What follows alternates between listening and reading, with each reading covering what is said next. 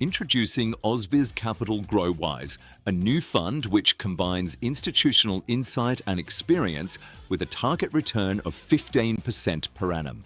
Our fund mirrors SciTech GrowWise, backed by an 18-year track record with historical 21% average annual net return. With more than $1.45 billion under management, the SciTech GrowWise Fund is led by award-winning global portfolio manager Ivan Sherman. The same strategy is now available to Australian investors from as little as $5,000. Discover Ausbiz Capital GrowWise, investing informed by experience.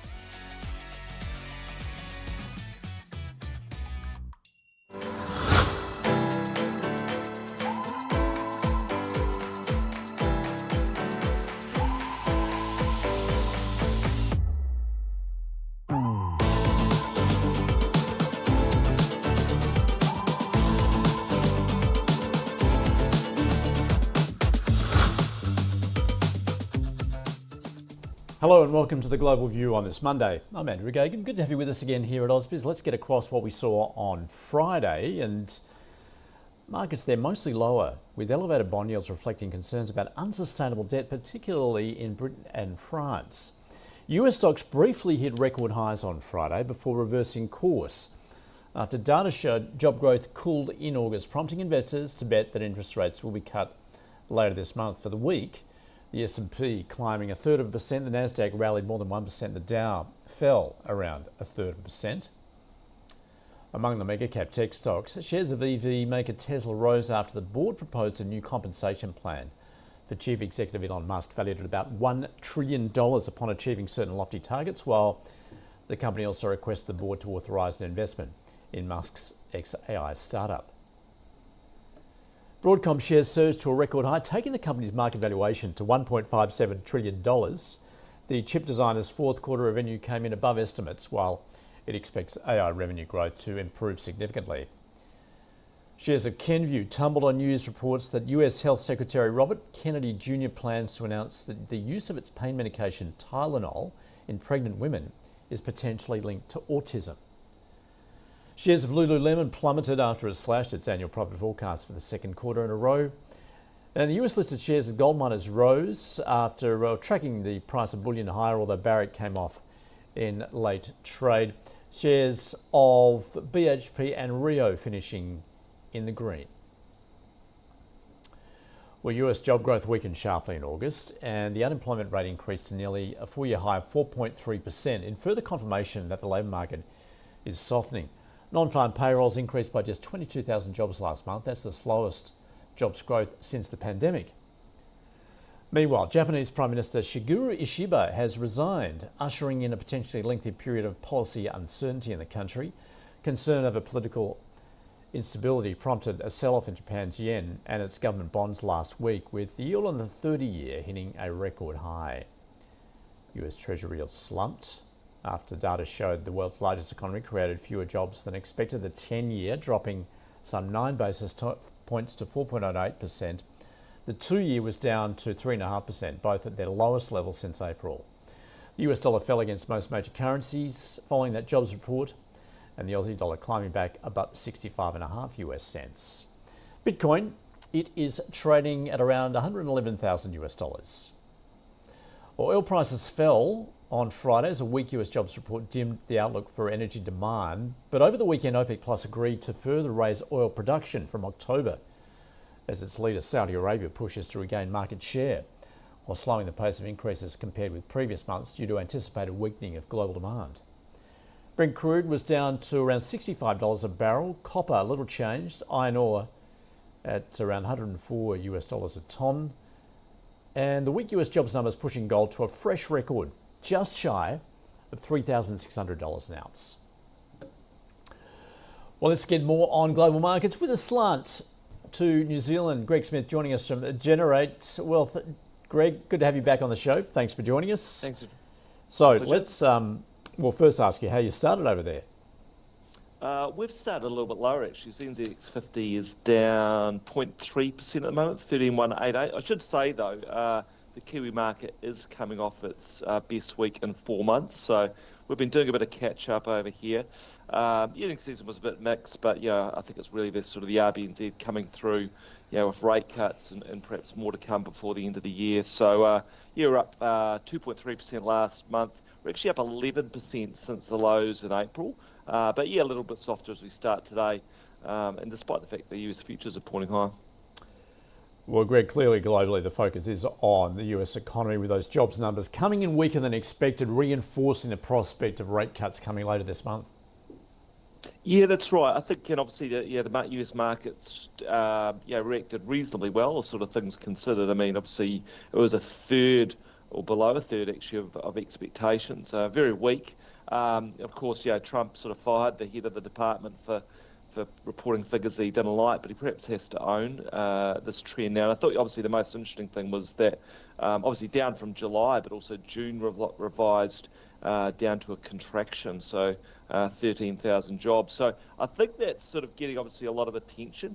You look at the unemployment, that ticked up a little bit, but discouraged workers, those holding jobs or holding part-time jobs for economic reasons, 8.1%. So it's the highest since October 2021. So healthcare, strong as usual, but lots of parts of the US economy are slowing down, including manufacturing. That's 4 sort of fairly weak prints in a row, in fact, 4 monthly drops. So I think, you're seeing this trend emerge that the economy is weak. In fact, if you look at what those revisions, Andrew, May, June, July, August, the amount of jobs added was effectively equivalent to what was added in August last year. So slowing down, as you say, it's going to put more pressure on the Fed to cut rates. A rate cut next week is pretty much a lock-in. I think that's why investors reacted the way they did. But, that R word is sort of emerging again, particularly with that negative number. So, a negative number, if you look at previous downturns, particularly in the GFC, from the first negative number to when the US economy hit a recession, was 3.8 months, 1.1 to the S&P peak. March 2001, 3 months to the peak from that first negative number, and then 10 months to the recession. So it's legitimate to sort of have some concerns, but the big caveat and the positive perhaps to investors is that downturns have been averted when there was mid-cycle easing by the Fed, or they really got going on the easing front. So I think, Andrew, that's perhaps what we're going to see again. And of course, also means why any inflation data is very important. So we've obviously got a few prints here this week. Interesting, Greg, the prospect of recession going up, as you say. Investors weighing this up, aren't they? Because obviously a slowing economy is not good, particularly for earnings going ahead. But of course, then they're looking forward to the response from the Fed, which would be to cut rates. Yeah, that's right. And as long as they've got the bandwidth to do so, of course, they have got a dual mandate. So, trying to ensure full employment is one, but also they do pay attention to inflation, of course. So I think the jury's still a little bit out there on where we get to on inflation. The Fed is looking for it to be perhaps a temporary shock, and of course we've heard that before. So I think that's the really interesting point. And there is also evidence, of course, you mentioned Lululemon, but throughout the earnings season, consumer-facing stocks are saying that the US consumer is being more discerning. Obviously there's the cost of living, there's high rates, so it's all very important. So still a balancing act, but you saw Jerome Powell a few weeks ago at Jackson Hole. He sort of is certainly got his wings a bit more dovish, aren't they, these days? So it looks like they're going to sort of favour the getting to sort of maintaining a good employment situation as opposed to being too concerned about inflation. But that will certainly be something for them to consider, particularly if we do get some hot inflation prints. So I think there'll be a lot of interest by investors in those as we go on this week and in the months ahead. Well, stock-wise, as you say, Greg, that some of those consumer-facing stocks under pressure. Tech, though, going from strength to strength. We did have a bit of a pullback in Nvidia after its results. Nonetheless, though, it's still all about AI, isn't it?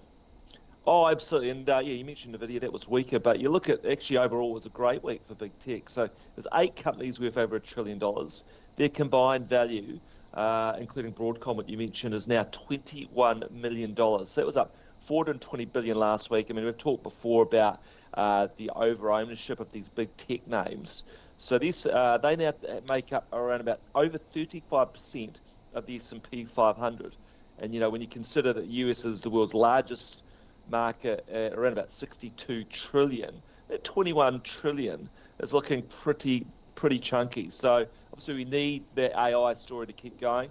It is obviously the big kicker last week was around Alphabet, not having to sell the Chrome browser and basically avoiding breakup calls. And I think that rubbed off on the rest of the sector as well. And of course we had a really strong result from Broadcom. They've got Broadcom, should I say, they've got that $10 billion partner, client, which seems like it's going to be OpenAI. That'll be their fourth largest. So yeah, they were up 9% on Friday. Their market cap is 1.6 trillion. So still less than half in Nvidia, but looks to be catching up on a few fronts. Now, Greg, on the calendar this week, look, quiet on our side here in Australia. US, it'll be all about inflation data. Interesting to watch on Japan too, given the Prime Minister has resigned, the government in turmoil there. Yeah, that's right. So there's a bit of that, isn't there? Because you've got Japan, the PM resigned. You've got some inflation data out of Japan as well. Obviously, the economy is struggling on a few fronts. And then also you've got France. You've got in Europe as well. Obviously, certainly economic challenges there. There's a confidence vote there occurring Monday. So yeah, certainly a lot going on sort of politically. We've also got some key data out in China. Remember, we haven't got a trade deal there yet either. So that's going to be, certainly be looked at, although it looks like Beijing is sort of pushing the button on further stimulus and also inflation. So yeah, there's enough to sort of keep minds sort of focused. Obviously, it's quietened down a bit on the earnings front. We have got Oracle and Adobe reporting.